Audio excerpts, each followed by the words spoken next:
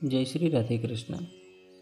नारायणं नमस्कृत्य नरं चैव नरोत्तमं देवीं सरस्वतीं व्यासं ततो जयमुदीरये।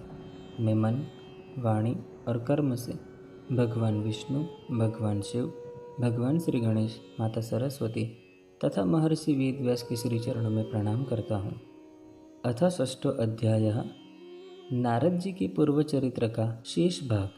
श्री सूत जी कहते हैं, सौनक जी, देवर्षि नारद के जन्म और साधना की बात सुनकर सत्यवती नंदन भगवान श्री व्यास जी ने उनसे फिर यह प्रश्न किया।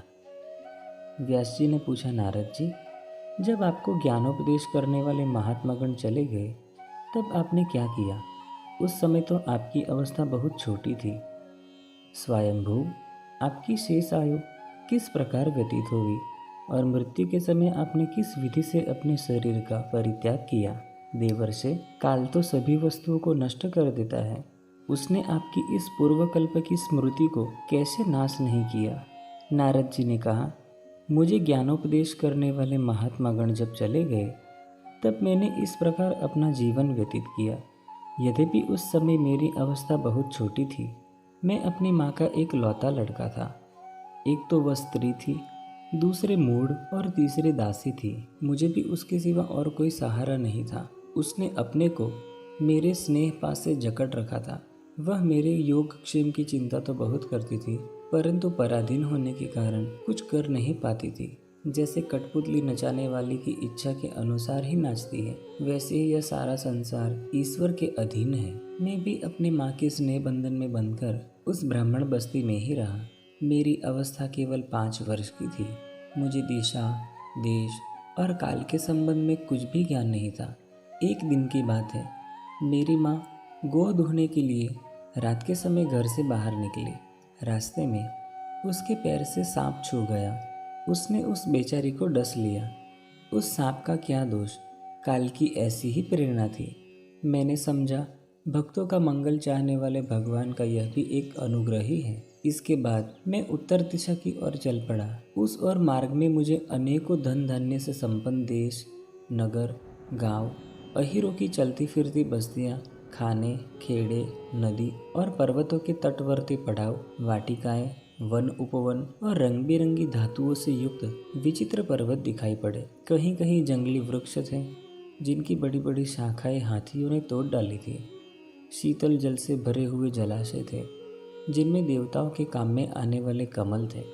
उन पर पक्षी तरह तरह की बोली बोल रहे थे और भौरे मंडरा रहे थे। यह सब देखता हुआ मैं आगे बढ़ा। मैं अकेला ही था। इतना लंबा मार्ग तय करने पर मैंने एक घोर गहन जंगल देखा। उसमें नरकट, बांस, सेठा, कूस, कीचक आदि खड़े थे। उसकी लंबाई चौड़ाई भी बहुत थी और वह सांप, उल्लू, शियार आदि भयंकर जीवों का घर हो रहा था। देखने में बड़ा भयावना लगता था। चलते चलते मेरा शरीर और इंद्रियां शिथिल हो गई। मुझे बड़े जोर की प्यास लगी। भूखा तो था ही। वहाँ एक नदी मिली। उसके कुंड में मैंने स्नान, जलपान और आचमन किया। इससे मेरी थकावट मिट गई। उस विजन वन में एक पीपल के नीचे आसन लगाकर मैं बैठ गया। उन महात्माओं से जैसा मैंने सुना था, हृदय में रहने वाले परमात्मा के उसी स्वरूप का मैं मन ही मन ध्यान करने लगा। भक्ति भाव से वशीकृत चित्त द्वारा भगवान के चरण कमलों का ध्यान करते ही भगवत प्राप्ति की उत्कट लालसा से मेरे नेत्रों में आंसू छल छला आए और हृदय में धीरे धीरे भगवान प्रकट हो गए। व्यास जी, उस समय प्रेम भाव के अत्यंत उद्रेक से मेरा रोम रोम पुलकित हो उठा। हृदय अत्यंत शांत और शीतल हो गया।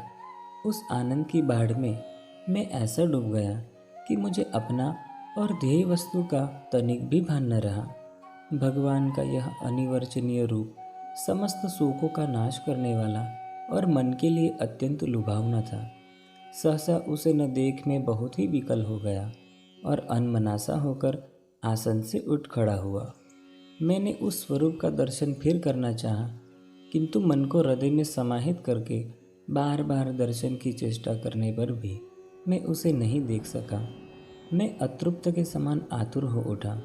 इस प्रकार निर्जन वन में मुझे प्रयत्न करते देख स्वयं भगवान ने जो वाणी के विषय नहीं है बड़ी गंभीर और मधुर वाणी से मेरे शोक को शांत करते हुए से कहा, खेद है कि इस जन्म में तुम मेरा दर्शन नहीं कर सकोगे।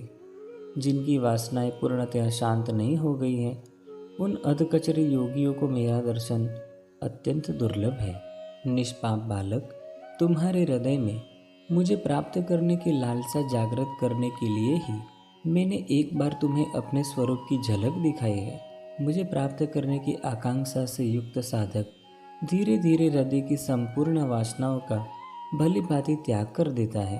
अल्पकालीन संत सेवा से ही तुम्हारी चित्तवृत्ति मुझ में स्थिर हो गई है। अब तुम इस प्राकृत मलिन शरीर को छोड़कर मेरे पार्षद हो जाओगे। मुझे प्राप्त करने का तुम्हारा यह दृढ़ निश्चय कभी किसी प्रकार नहीं टूटेगा।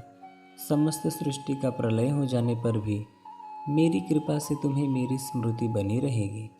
आकाश के समान अव्यक्त सर्वशक्तिमान महान परमात्मा इतना कहकर चुप हो रहे। उनकी इस कृपा का अनुभव करके मैंने उन श्रेष्ठों से भी श्रेष्ठतर भगवान को सिर झुकाकर प्रणाम किया।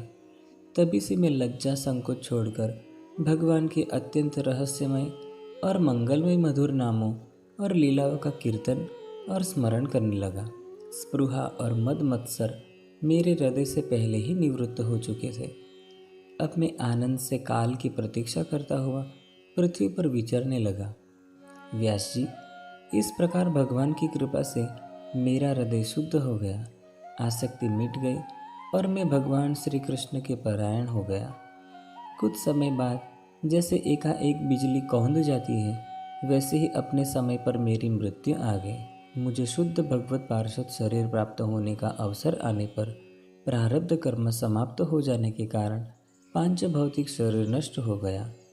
कल्प के अंत में जिस समय भगवान नारायण एकार्णव के जल में शयन करते हैं, उस समय उनके हृदय में शयन करने की इच्छा से इस सारी सृष्टि को समेटकर ब्रह्मा जी जब प्रवेश करने लगे, तब उनके श्वास के साथ मैं भी उनके हृदय में प्रवेश कर गया।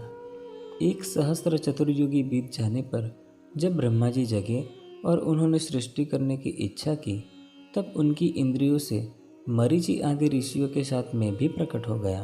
तभी से मैं भगवान की कृपा से वैकुंठ आदि में और तीनों लोकों में बाहर और भीतर बिना रोक टोक विचरण किया करता हूँ। मेरे जीवन का व्रत भगवत भजन अखंड रूप से चलता रहता है। भगवान की दी हुई इस स्वर ब्रह्म से विभूषित वीणा पर तान छेड़कर मैं उनकी लीलाओं का गान करता हुआ सारे संसार में विचरता हूँ। जब मैं उनकी लीलाओं का गान करने लगता हूँ, तब वे प्रभु जिनके चरण कमल समस्त तीर्थों के उद्गम स्थान है और जिनका यशोगान मुझे बहुत ही प्रिय लगता है, बुलाए हुए की भांति तुरंत मेरे हृदय में आकर दर्शन दे देते हैं। जिन लोगों का चित्त निरंतर विषय भोगों की कामना से आतुर हो रहा है, उनके लिए भगवान की लीलाओं का कीर्तन संसार सागर से पार जाने का जहाज है। यह मेरा अपना अनुभव है।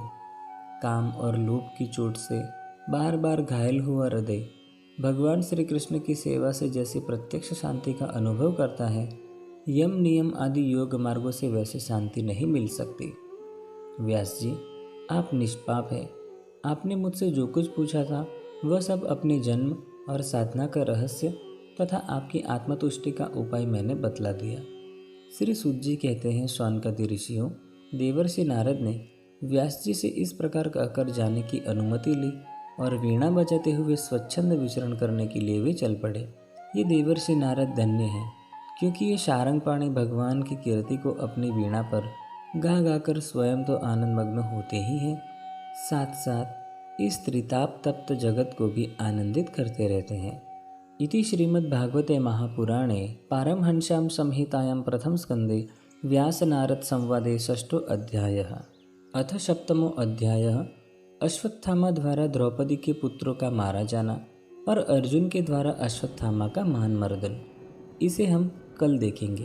तब तक के लिए जय श्री राधे कृष्ण।